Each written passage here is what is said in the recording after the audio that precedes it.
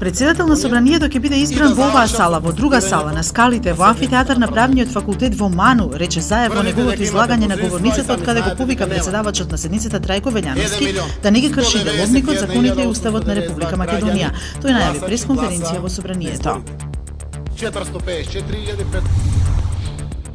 Врховниот совет одлучи и специјалното јавно обвинителство и републичкото јавно обвинителство да може да поднесуваат барања за вонреден правен лек, барање за заштита на законитоста за случаите на СЈО.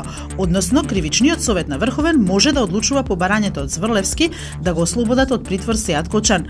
Судиите ја одложиле точката за употреба на бомбите како докази во судската постапка.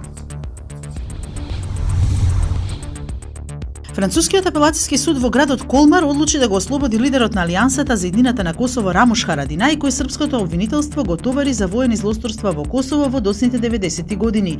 Тој даде негативно мислење на барањето на српските власти за неговата екстрадиција во Белград. Јавниот обвинител на Франција има право на жалба до Врховниот суд, чија одлука е конечна.